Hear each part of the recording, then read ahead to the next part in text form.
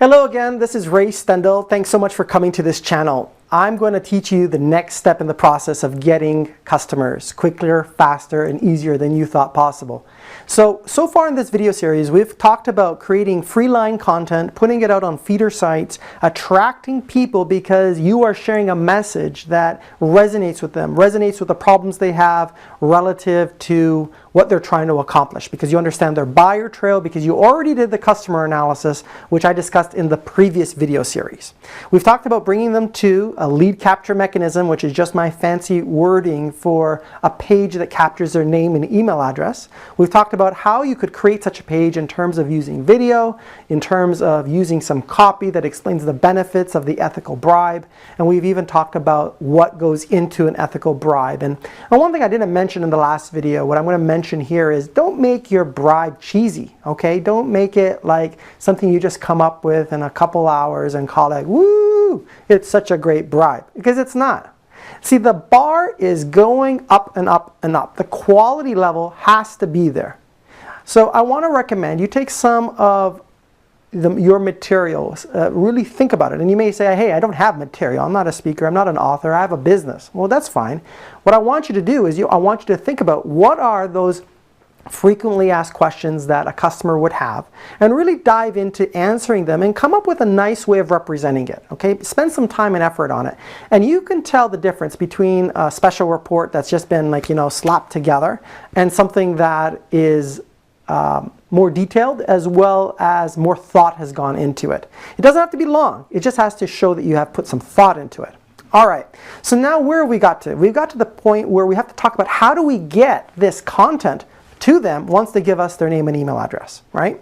So the solution that you use for this is called an autoresponder, and there's many on the market. I've tested quite a few of them. I'll tell you the names of some of them, and I'm going to tell you the ones that I recommend, okay? So there is Constant Contact, iContact, Aweber, Infusionsoft, One Shopping Cart, Vertical Response. These are just some of them. You can literally, if you just Google autoresponder solution, you will find a whole bunch. Now, when you select an autoresponder solution, there's a couple key things you want to keep in mind. One is deliverability. Is your message actually going to get to who you're trying to reach? And the way you determine that is mostly based on the autoresponder's reputation with the internet service providers. Some autoresponders companies are very lax in what they let go out, and if they get too many spam hits, it basically hurts their rating and it compromises their deliverability. So that's one thing you want to keep in mind. The second thing you want to keep in mind is it an autoresponder solution that allows you to simply add people into your database so that you can reach out and connect with them, or is it the type of solution which requires a double opt-in? Now you're probably wondering, what is a double opt-in? A double opt-in basically means is that somebody puts in their name and email address, then it goes to another page which says, please go to your email and check out the email that we sent you, click on the link, which gives explicit permission to send messages to them. That's called a double opt-in. A single opt-in is when you just put in your name and email address and boom, you're in the database. Now I know what you're thinking. You're probably thinking that, wow, I'd rather just have people go straight into my database because they may not actually opt in, right? Well, the reason you have a double opt-in is to really be very, very cautious in making sure that you're not spamming people. And that way they have given you their permission. So it's safer, okay, under the CAN spam laws. Now, what I recommend is you use two. And the way I recommend you do it is use one which doesn't force a double opt-in, because in some cases you import a database and then the system then goes out and emails all those people and says, hey, we added you to the database. Do you want to be part of the database? And then a lot of people won't do that. And then you use one where the end user actually puts in their name and email address and then they have to opt in, okay? So the two solutions that I really like are iContact, letter I, contact.com. You can just go to them.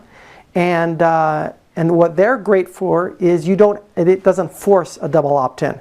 So if you go to a conference, you meet a whole bunch of interesting people and you want to connect with them, you can just import them in, type dear first name, and it will take the first name from your spreadsheet. It was great meeting you at XYZ conference. I look forward to staying in touch. And this is this is the website I told you about, or whatever it was. Of course, you can write customized emails to the most important contacts that you made at a conference, but I'm just giving you an example of how you can rapidly get a message out after you meet people at a conference. I would use iContact for that. I would use Aweber, A-W-E-B-E-R, for your main autoresponder solution, because their deliverability stats are really great. They also have some pretty good reporting and trackability. You can understand who clicked on what inside of your email. It's very important to monitor the statistics of who is clicking on what, open rates, click-through rates, all of these types of things. If you don't know what all that means, don't worry about it. Get the solution. Upcoming videos at some point, I'll teach you more about this, okay? So when you get a solution like this, now you probably want to know, what does it actually do? Well, here's what it does. You put in your name and email address. It goes into this database. The database ultimately is able to sequence out messages to the person. So person puts in their name and email address, and a message goes out. And then based on some time that passes by that you get to specify, another message goes out. And so on and so forth. That's what I have operating with my business thought of the day. So if you go to businessthoughtoftheday.com, you'll see that I have a system that's set up to send awesome content to you. It's more than just basic thoughts. I give you action items as well. You can see how that operates. Now, this is called an autoresponder because it is automatically responding to your prospects. But you can also do this. Once they're in your database, you can then mail all of them and say, hi, I just wanted to let you know about a special we have. I wanted to send you my newsletter. I'd like to send you this new video that I recorded.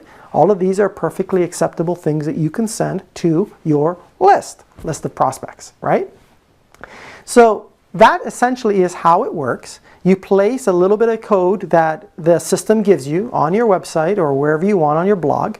People put in their name and email address, and they in turn get that free gift that I told you about, because you will have put it online in some way or another, and then they'll get it. And once they get it, they'll enjoy it, and you will start to build a relationship with them slowly over time. So that's how the autoresponder part of this solution works. I hope you enjoyed that. The first time you do it, it takes a little bit of time and effort and understanding it, but it then becomes really quite easy and straightforward. And it's absolutely critical that you do this, because the power of your prospecting database is directly related to all the other steps in the sales process, which I talk about on my website under the flight plan methodology. So it's important that you realize that, and you start looking at figuring out how you can build your database, how you can serve them and add value to them. And over time, when the time is right for them and for you, a deal will take place for a service or a product that you have to offer.